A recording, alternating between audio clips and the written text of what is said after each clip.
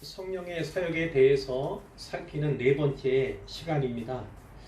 지난 주일에는 성령과 그리스도의 몸이라는 주제로 설교를 했는데 복습 차원에서 또 오늘 말씀과도 상관관계가 있어서 함께 나누도록 하겠습니다. 성령께서 그리스도의 몸인 교회에 임재하셨을 때 초대교회에 어떤 역사가 있었는가, 그것을 살펴보았죠. 복음서에서는 나타나지 않았던 그 내용이 교회를 교회되게 하는 지표로서 초대교회에 나타났는데, 그것이 무엇이었냐면 첫 번째로 나눈 코이노니아입니다. 코이노니아였어요. 성령께서 교회에 코이노니아를 허락하셨는데, 이것은 간단히 말해서 교제, 이렇게 말씀을 드릴 수가 있습니다. 이 교제는 양방향으로 이루어지죠. 첫 번째는 하나님과의 관계 면에서, 다른 말로 하면 수직적인 관계에서 주어집니다. 교회 지체인 신자는 삼위일체 하나님을 나누어 받은 사람들이다, 이렇게 표현을 했는데요. 성부, 성자, 성령, 삼위일체 하나님과의 교제와 사귐과 교통이 각자에게 주어졌다, 이렇게 나누었습니다. 이런 사귐이 있는 신자라면 마땅히 다른 차원의, 다른 방향의 교제가 나타나게 되는데, 그것이 수평적인 관계입니다. 사도행전 2장 44절 45절을 예로 들었는데요. 믿는 사람이 다 함께 있어 모든 물건을 서로 통용하고 또 재산과 소유를 팔아 각 사람의 필요를 따라 나누어 주며, 이런 말씀이 있어요. 이것을 통해서 우리가 나누었던 것은 이겁니다. 이 수평적인 면에서의 그리스도인의 교제라고 하는 것은요, 곧 돌봄이고 곧 나눔이다, 이렇게 우리가 말씀을 드렸어요. 이것이야말로 성령의 임재와 또 교회다움의 지표다, 이렇게 나눈 바가 있습니다. 두 번째로 성령께서 양떼를 위하여, 교회를 위하여 목회적 돌봄, 헬라어로 에피스코페 이렇게 말씀을 드렸는데, 그 목회적 돌봄을 예배해 주셨다, 준비하셨다, 그것에 대해서도 나누었습니다. 성령께서 감독자를 삼으셨습니다. 하나님께서 자기 피로 사신 교회를 돌보게 하셨죠. 보살피게 하셨습니다. 그래서 개신 교회에 목사와 목회자가 세워진 것이죠. 성령께서는 세례에 의해서 이 가시적 교회, 눈에 보이는 교회에 그 사람들이 들어오는 것, 사람들이 또 세워지는 것, 이 책임을 목사에게 위임하셨다, 이렇게 우리가 알게 됩니다.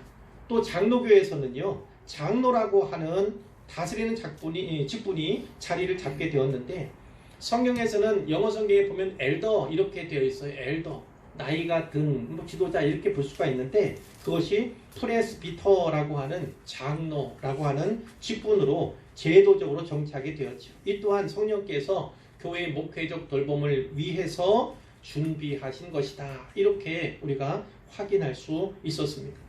세 번째로 나누었던 것이 영적 은사들, 이거는 카리스마타, 복수형으로 얘기할 수가 있는데, 은사는 매우 다양합니다. 근데 그 은사들은 모두 성령께서 주신 것이고 그분의 뜻대로 골고루 나누어 주신 것이다, 이렇게 우리가 살폈습니다. 모든 은사는 교회에 덕을 끼치기 위해서 주신 것입니다. 덕을 세우기 위해서예요. 그러므로 우리는 그것이, 이 은사가 풍성하기를 구해야 한다, 이렇게 성경에 말씀하고 있고, 더욱 큰 은사를 사모하라, 이런 말씀도 우리에게 주시는 것을 살필 수가 있었습니다. 모든 은사의 중심에는 말씀의 은사가 있습니다. 에베소서 4장 11절 12절에 보면, 그가 어떤 사람은 사도로, 어떤 사람은 선지자로, 어떤 사람은 복음 전하는 자로, 어떤 사람은 교사와 목사와 교사로 삼으셨으니, 이렇게 말씀하고 있는데, 다 공통적으로 말씀과 관련된 직분들이고 사역들이다, 우리가 알 수가 있죠. 그러면서 이렇게 정의를 합니다. 이는 성도를 온전하게 하여 봉사의 일을 하게 하며 그리스도의 몸을 세우려 하심이라. 성도를 온전하게 하는 것, 그리고 그리스도의 몸을 세우고자 하시는 것이 성령께서 말씀의 은사를 맡기신 자들이 해야 할 일이다. 이렇게 우리가 알 수가 있는 거죠. 성령께서는 그분의 임재를 통해서 그리스도의 몸인 교회를 세우실 뿐만 아니라 교회가 교회되게, 교회가 교회답게 자라고 성장하도록 하신다. 그것이 지난주에 살핀 내용이었습니다. 그럼 성령께서는 그렇게 세워진 교회가 무엇을 하기 원하시는가? 무엇을 하기 원하시는가? 오늘 말씀의 초점은 바로 여기에 있는데요. 그것은 한마디로 말해서 선교입니다. 선교예요. 이 선교라고 하는 것은 과거에 전도라는 것과 구별이 되곤 했죠. 하지만 이쯤에는 전도도 이 선교라고 하는 그 테두리에 담는 그런 교양이 있습니다. 이제 과거에는 우리와 동일한 언어권 그리고 문화를 공유하는 사람들에게 전하는 것은 전도, 다른 언어를 쓰는 사람들 그리고 다른 문화권에 사는 사람들에게 전하는 것은 선교, 이렇게 구분하는 교양이 있었지만 이즘에는 그것을 선교로 통일하는, 선교라고 하는 그릇에 다 담는 그런 교양이 있어요. 그래서 국내 선교, 국외 선교 이렇게 지칭을 하기도 합니다. 오늘은 성령과 선교라는 제목으로 말씀을 나누려고 하는데요. 성령과 선교라고 하면 먼저 떠오르는 성경이 사도행전입니다. 사도행전. 이 책을 가리켜서 어떤 사람들은 성령행전이다 이렇게 이야기를 하기도 하죠. 여러 이야기들이 있습니다. 사도들이 일한 것이 거기에 기록되어 있는데 주로 베드로와 그리고 바울에 대한 이야기가 거기에 많이 담겨 있고, 또 사도가 아닌 사람들의 사역들, 그들의 선교에 대해서도 기록되어 있어요. 그러니까 모든 사도들의 내용이 다 기록된 것이 아니고 추려져서 기록된 것임이 분명하고요.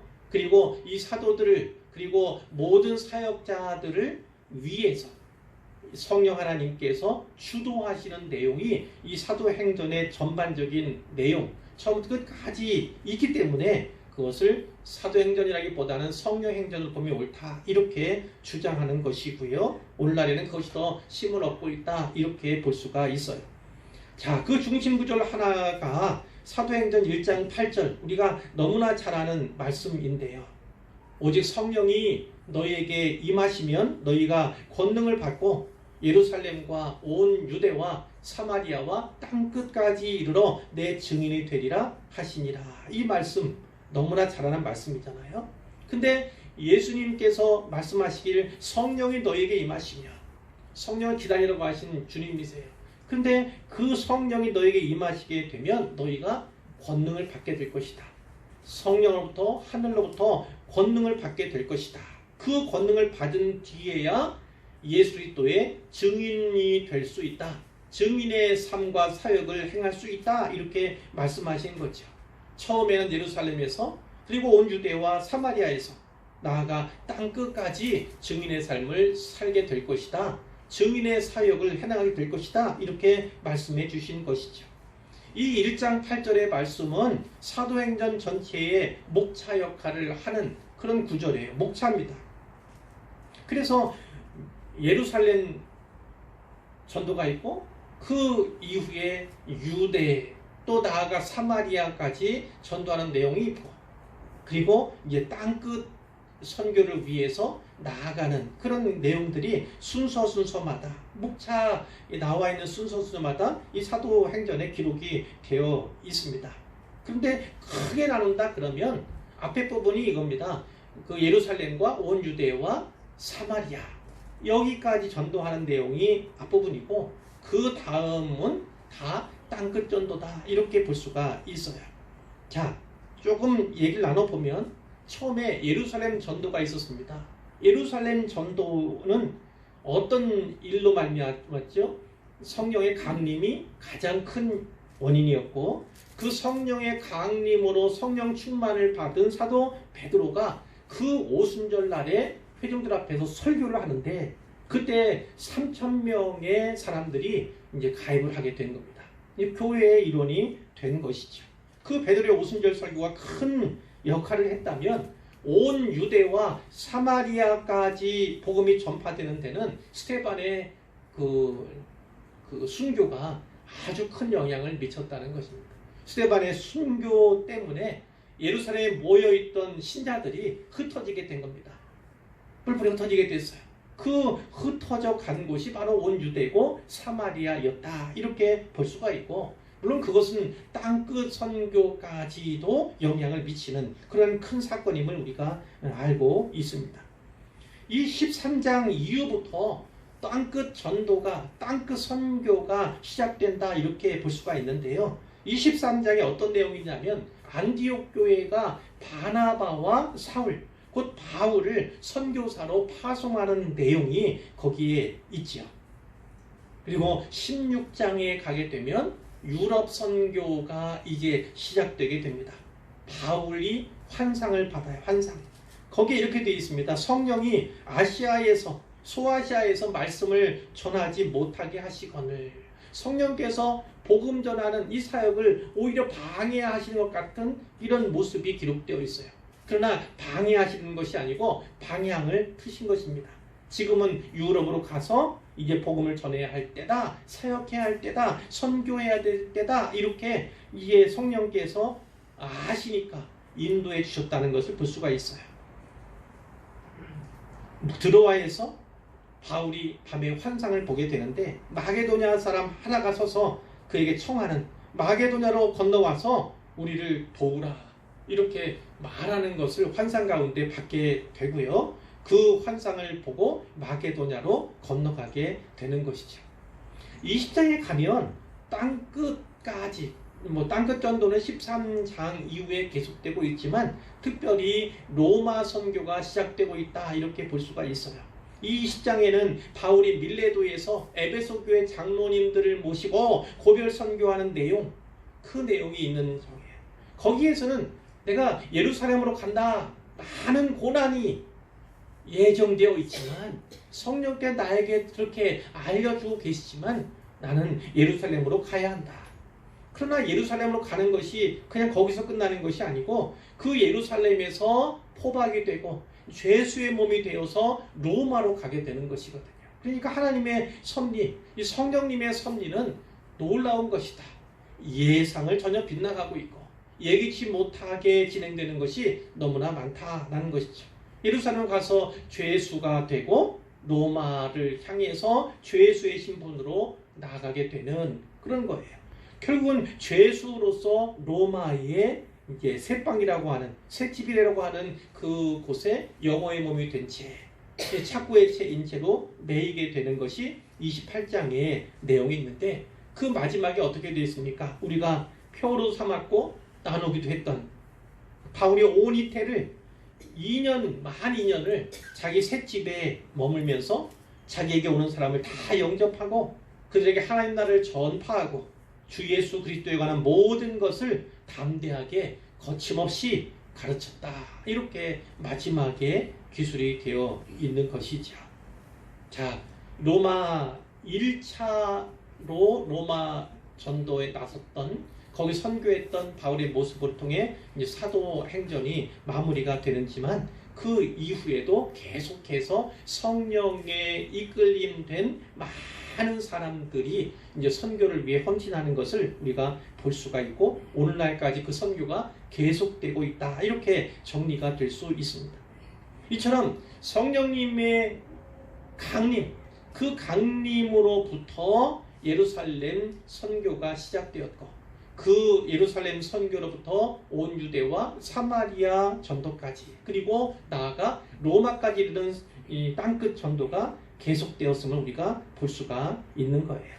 성령께서 복음 전파의 시작이고 그리고 신이심을 우리에게 분명히 말씀해 주시는 것이고, 문맥마다 성령께서 선교를 주도해 나가시는 장면들을 우리가 성경에서 계속해서 살펴볼 수가 있어요.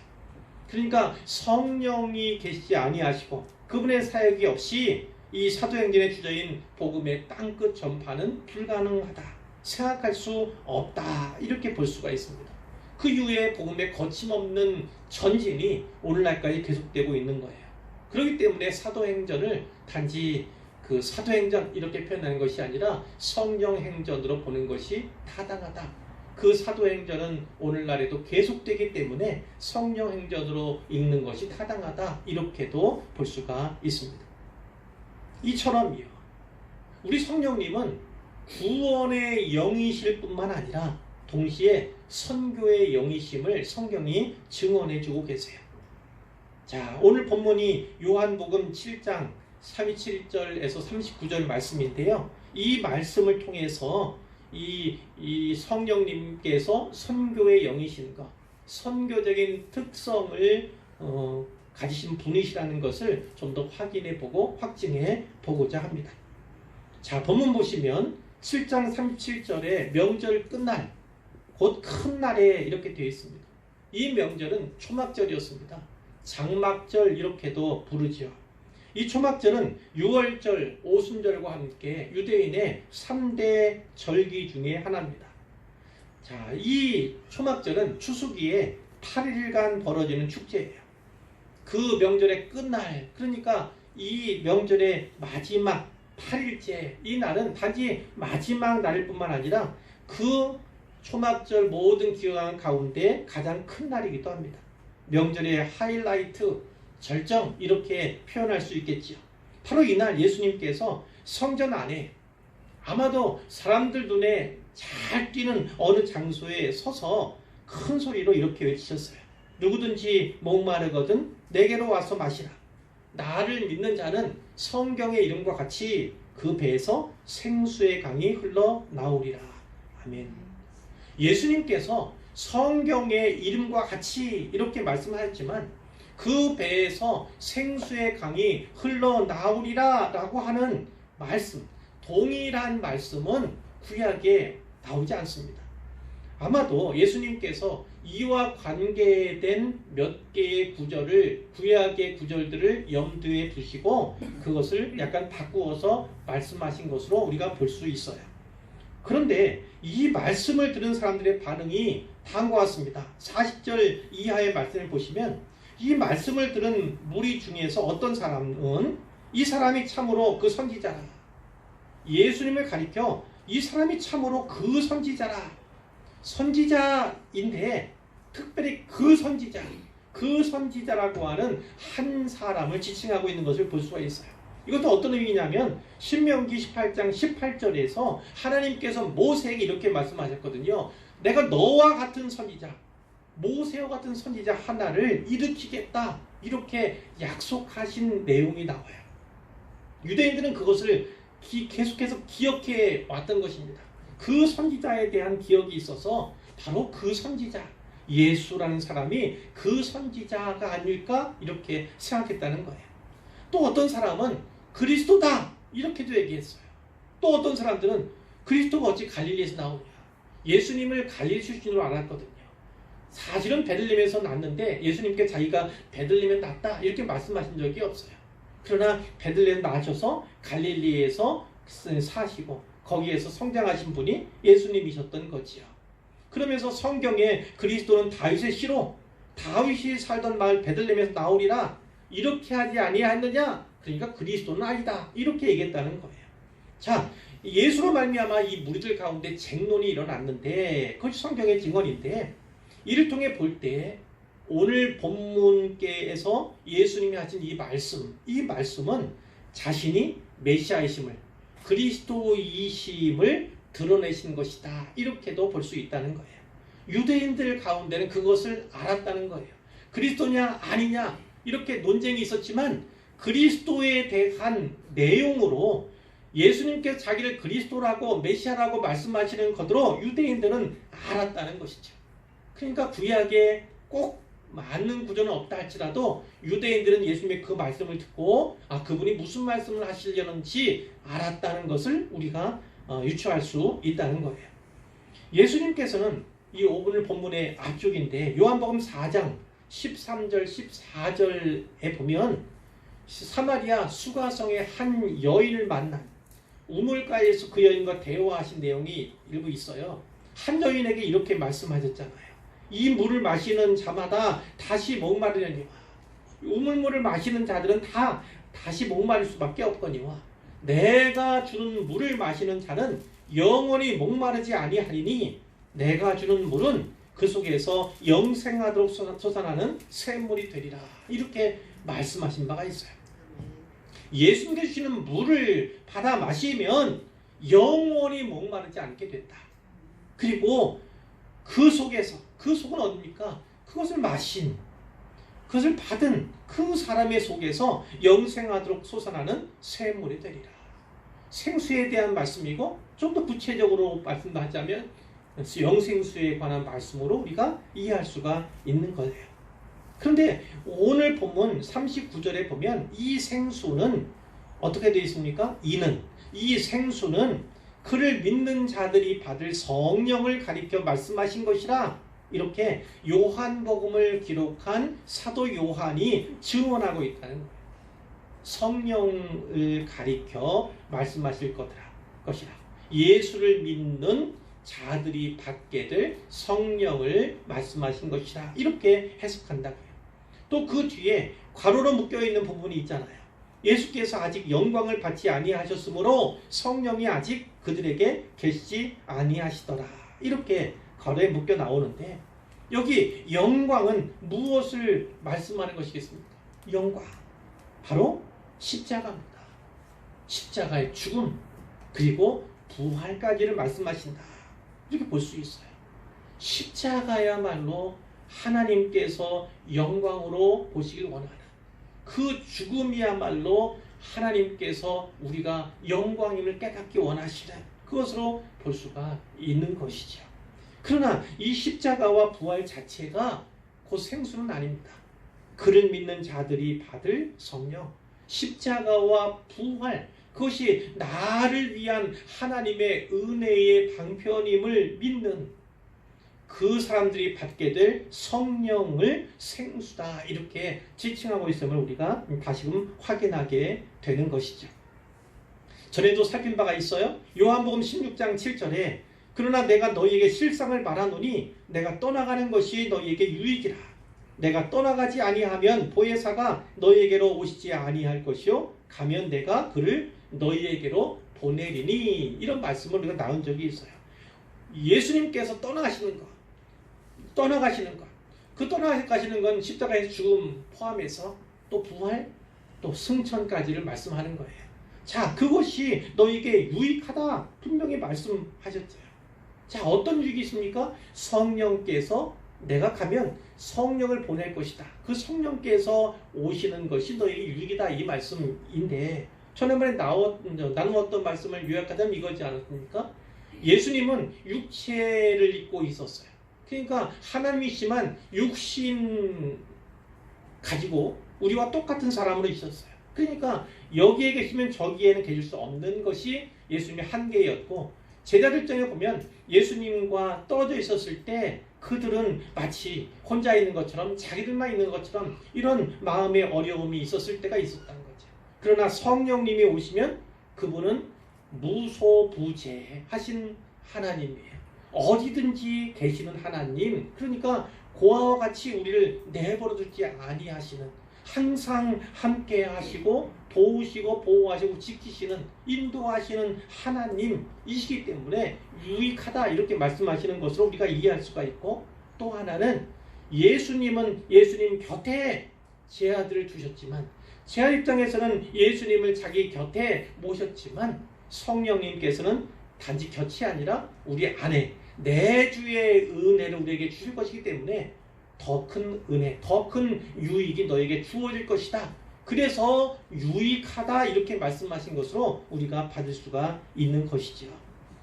근데 예수님께서는 이 영생수, 이 생수를 어떻게 주실 것입니까?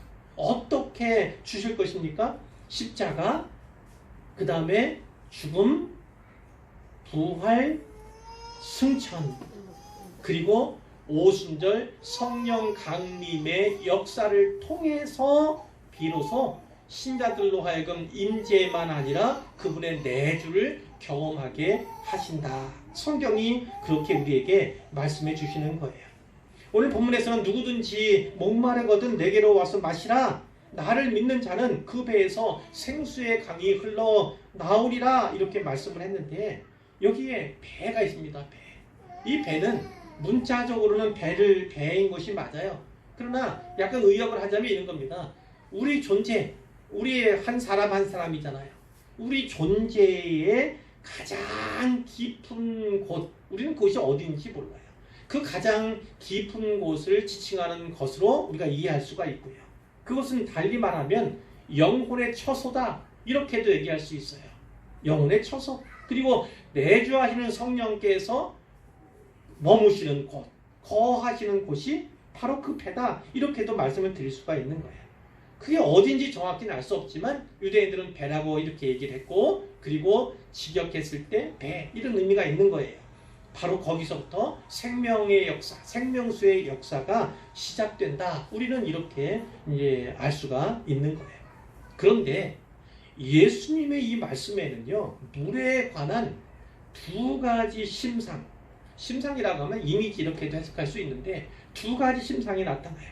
하나는 무엇이냐면 마시는 물에 대한 이미지입니다. 마시는 물이 나오지요. 37절에 보니까 누구든지 목마르거든 내게로 와서 마시라, 이런 말씀이 있잖아요. 그럼 마시는 물에 대한 심상이 나타나고 있다. 그럼 두 번째는 무엇입니까? 흐르는 물에 대한 심상이 나타나고 있어요. 흐르는 물. 38절에 보니까 그 배에서 생수의 강이 흘러나오리라. 이 흐르는 물에 대해서 말씀하고 있어요. 하나는 마시는 물, 하나는 흐르는 물. 이 두 개의 이미지는요, 별개가 아닙니다. 따로따로가 아니라는 거예요. 서로 긴밀하게 연결되어 있을 뿐만 아니라 매우 놀라운 조합을 우리에게 보여준다, 이렇게 말씀을 드릴 수가 있습니다. 우리가 물을 마시면요, 물을 마셔야만 하죠. 그러면 그 물이 우리에게서 흘러나가게 됩니다. 이 말씀을 들으면 혹시 무슨 오줌을 연상하실 분도 있을지 모르겠어요. 그러나 그 말씀은 아니고요, 소변은 생수가 아니죠. 뿐만 아니라 소변은 우리가 마신 물의 양 그 이상으로 나올 수가 없어요. 여기에 놀라운 일이 있습니다. 누구든지 목마르거든 내게로 와서 마시라. 이 예수님의 말씀, 이 초청에 반응한 사람들, 일단 이거부터요. 누구든지 이 초청을 예수님이 하고 계신다라는 거예요. 그런데 여기에 반응하고 응답할 수 있는 사람들은 조건이 있다는 거예요. 어떤 사람들입니까? 목마름이 있는 사람들이에요. 목마름. 물론 이것은 영혼의 갈증을 의미합니다. 영혼의 심한 갈증, 다른 어떤 것으로는 도무지 채워지지 않는 그 심한 갈증을 느끼는 사람들, 그것을 아는 사람들만 예수님께 나아갈 수 있다는 거예요. 그 사람은, 예수님께 나아간 사람은 예수님께로부터 그 마시는 물을 공급받습니다. 그것을 통해서 비로소 영혼의 갈증을 우리가 해소할 수가 있는 거예요. 그런데 우리가 마시는 물은 소량에 불과합니다. 마시는 물은 소량에 불과해요. 그런데 어떤 역사가 일어납니까? 그 적은 양의 물이 무엇으로 바뀌고 있습니까? 강으로 바뀌고 있습니다.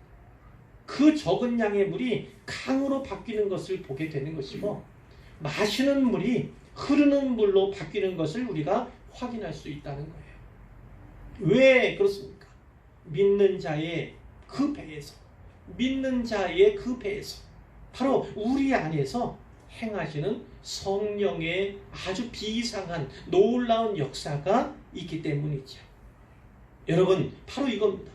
성령께서는 우리 한 사람 한 사람의 영혼을 살리실 뿐만 아니라 우리 거듭난 영혼으로 하여금 그 영혼 구원의 역사에 참여케 하시는 분이라는 것을 성경이 오늘 우리에게 증언해 주신다는 거예요. 그러므로 성령님께서는 구원의 영이실 뿐만 아니라 선교의 영이시다, 이렇게도 말씀을 드릴 수가 있고, 성령님께 강림하신 그 오순절의 사건은 무엇보다 선교적 사건이다, 이렇게 말씀을 드릴 수 있겠다라는 것이죠. 가끔 그렇게 말하잖아요.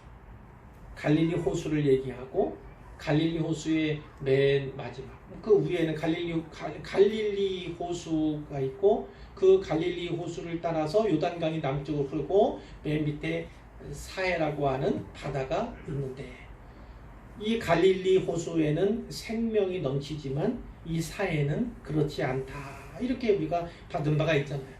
갈릴리는 내보내기 때문인데 반면 사해는 받아들이기만 할 뿐 내보내는 출구가 없어서, 그것이 염도가 세계에서 가장 높은 그런 바다, 생물이 살아갈 수 없는 그런 바다, 이렇게 우리가 알고 또 비유를 하고 있지 않습니까? 바로 그와 같은 비유가 여기에도 이제 적용이 된다, 이렇게 말씀을 드릴 수가 있겠어요. 하나님의 영을 소유했습니다. 성령의 내주를 말씀드리는 거죠.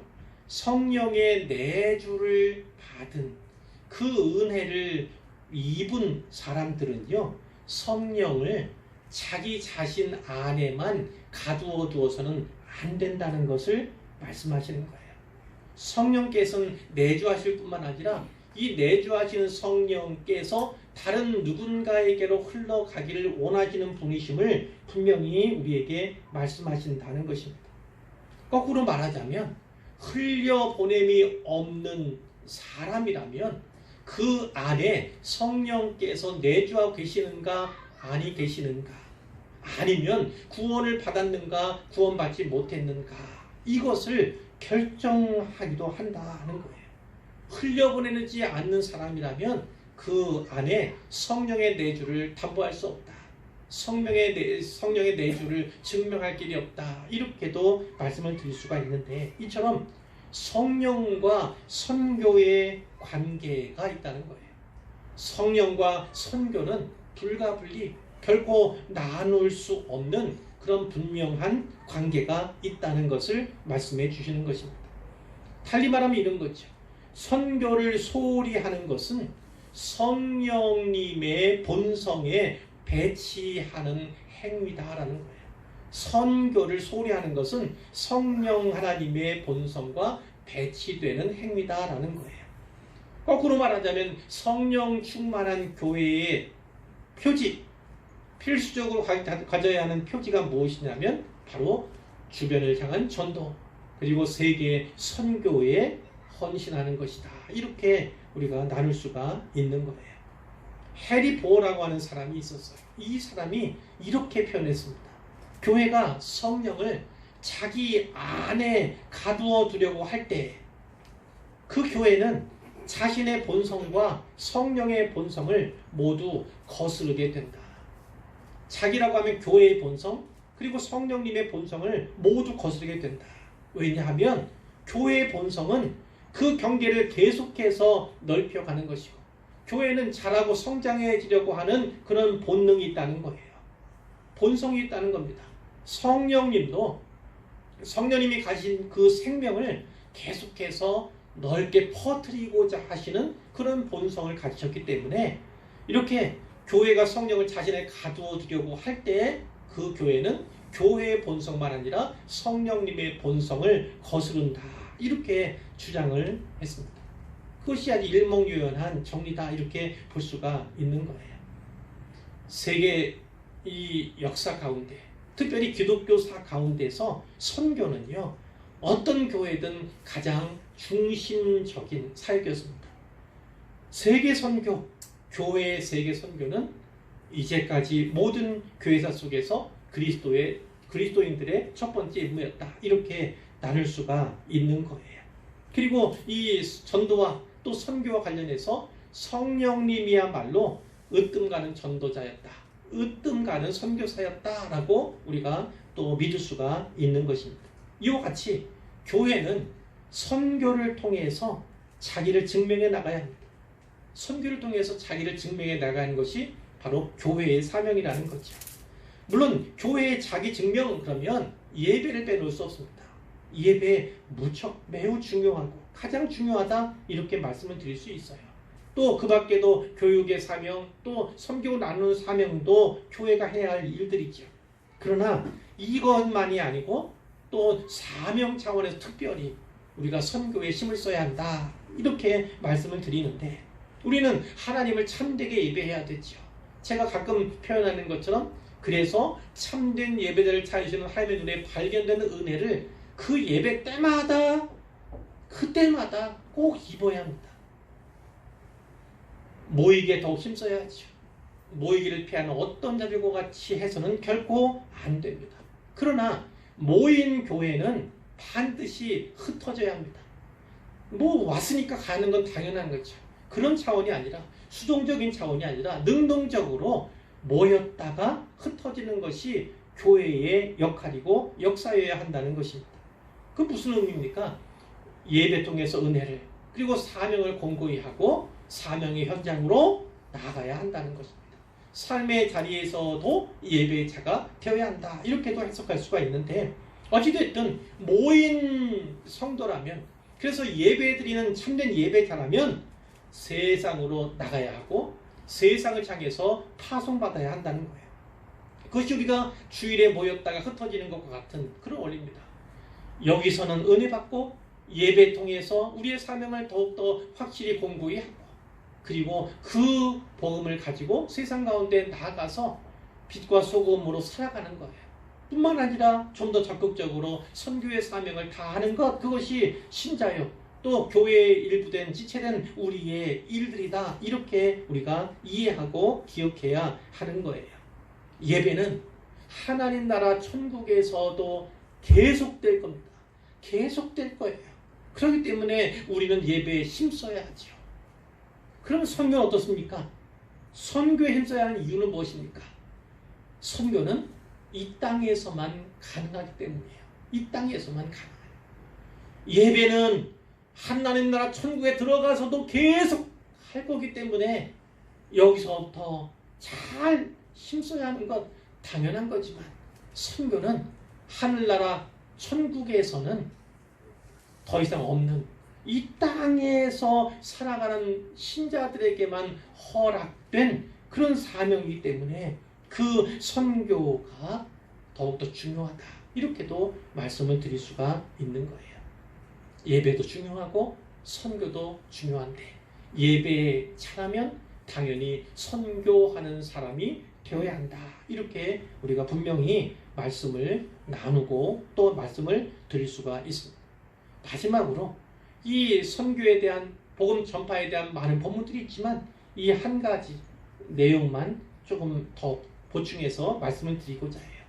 우리가 오늘날 성육신적 선교 이런 용어를 많이 씁니다. 성육신적 선교. 예수님께서 사람으로 이 땅에 오신 육신의 옷을 입고 이 땅에 오신 그것을 성육신이라고 하잖아요. 그 성육신적인 선교에 대해서 많이 이야기를 하게 됩니다. 예수님이 이렇게 말씀하셨어요. 부활하신 예수님 부활체 가운데 이렇게 말씀하신 거예요. 아버지께서 나를 보내신 것 같이 나도 너희를 보내노라. 아버지께서 나를 보내신 것 같이 나도 너희를 보내노라. 근데 이 아버지께서 나를 보내신 것 단지 파송의 의미만 아니라 예수님께서 어떻게 이 땅에 오셨는가, 하나님이 예수님을 어떻게 보내시는가에 더 중점을 두고 우리가 봐야 할 거예요. 예수님께서 성육신 하셔서 성육신 되셔서 이 땅에 오셨음을 좀 더 중점적으로 봐야 한다, 관찰해야 한다는 것을 말씀을 드리는 거예요. 그러니까 우리가 예수님께 보냄을 받고 예수님으로부터 파송을 받는다면 우리는 예수님처럼 성육신적인 선교를 해 나가야 한다. 이렇게 알 수가 있는 거예요. 이 성육신적인 예수님의 명령, 이 가르침에 가장 아름답게 능하게 반응했던 사람이 바로 사도 바울이었어요.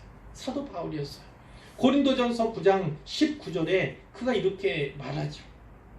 내가 모든 사람에게서 자유로우나 스스로 모든 사람에게 종이 된 것은 더 많은 사람들을 얻고자 합니다. 이렇게 얘기해요. 그리고 뒤에 이런 얘기를 덧붙이죠. 유대인들에게 내가 유대인과 같이 된 것은 유대인들을 얻고자 하며 율법 아래에 있는 자들에게는 내가 율법 아래에 있지 아니하지만 율법 아래에 있는 자들과 같이 되었다는 거예요. 왜요? 율법 아래에 있는 자들을 얻기 위해서다. 이렇게 얘기했고, 율법 없는 자에게는 내가 하나님께는 율법 없는 자가 아니고 도리어 그리스도의 율법 아래에 있는 자이지만 마치 율법 없는 자와 같이 되었다는 거예요.